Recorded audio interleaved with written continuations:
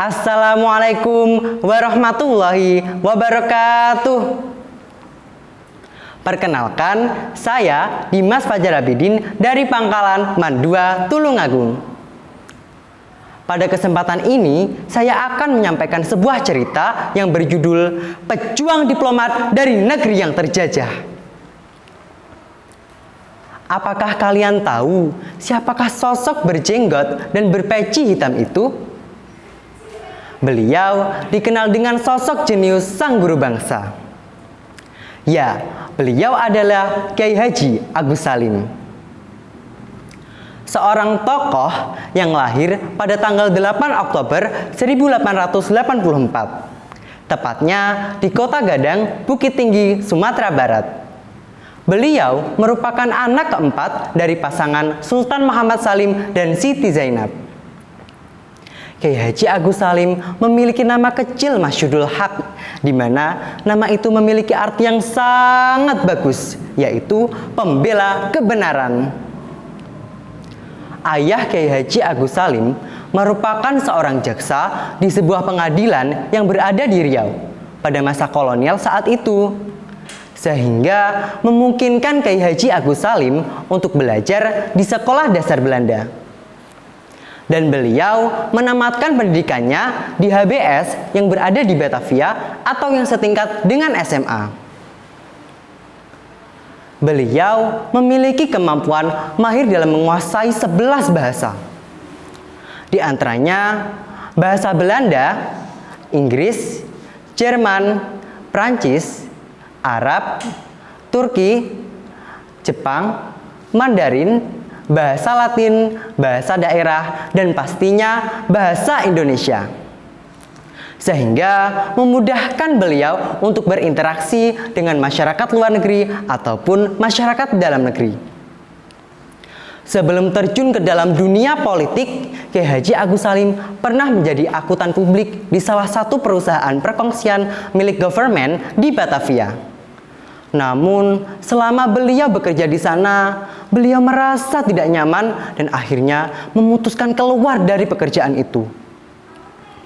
Kiai Haji Agus Salim adalah sosok pejuang kemerdekaan Indonesia, di mana beliau tergabung dalam sebuah organisasi yang bernama Sarekat Islam. Organisasi ini berdiri pada tanggal 16 Oktober 1905.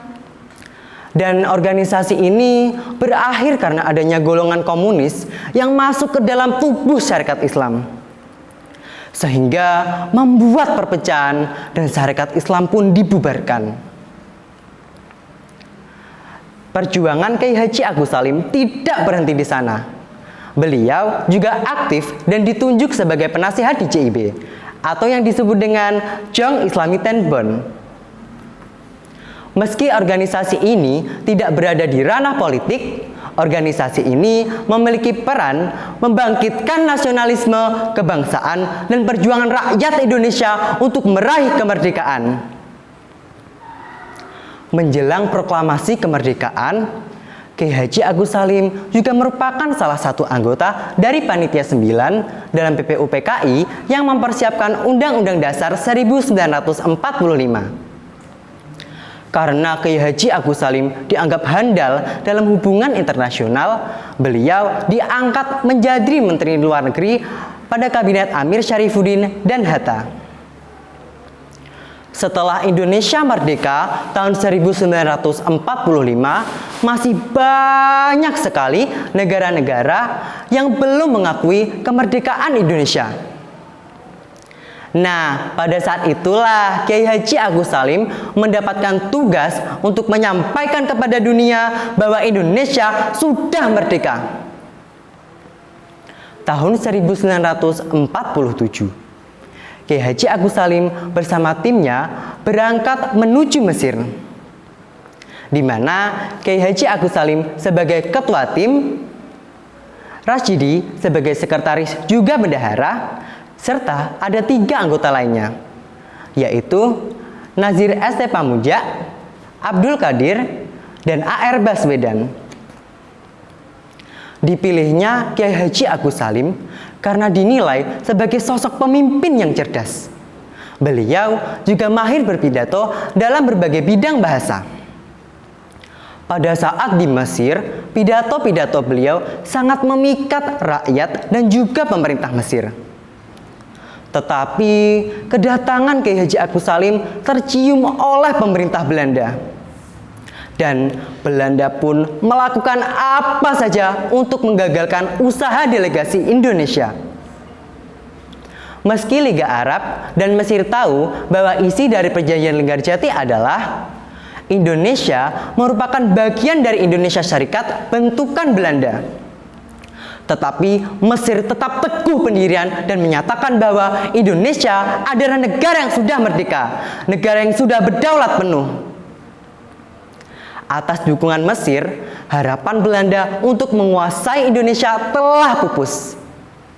Dan seiring waktu berjalan, Arab serta negara-negara lainnya mulai mendukung kemerdekaan Indonesia.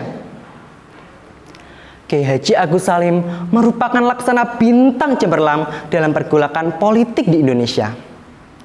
Sehingga beliau mendapatkan gelar The Grand Old Man atau yang artinya orang tua yang agung. Tak lupa, beliau juga membuat karya tulis yang amat dibanggakan oleh negeri ini. Di antaranya, dari ilmu Quran, Muhammad Fur Enade Hijrah, dan jejak langkah Haji Agus Salim. Dan beliau wafat pada tanggal 4 November 1954 yang bertepatan pada usia 70 tahun saat itu. Beliau dimakamkan di makam pahlawan yang berada di Kalibata, Jakarta. Nah, itulah kisah perjuangan dari Kiai Haji Agus Salim, di mana banyak sekali sikap-sikap yang dapat kita teladani dari kisah hidupnya. Sekian cerita yang dapat saya sampaikan. Apabila ada salah kata, kurang lebihnya mohon maaf. Wallahu muwaffiq ila aqwamit thoriq. Wassalamualaikum warahmatullahi wabarakatuh.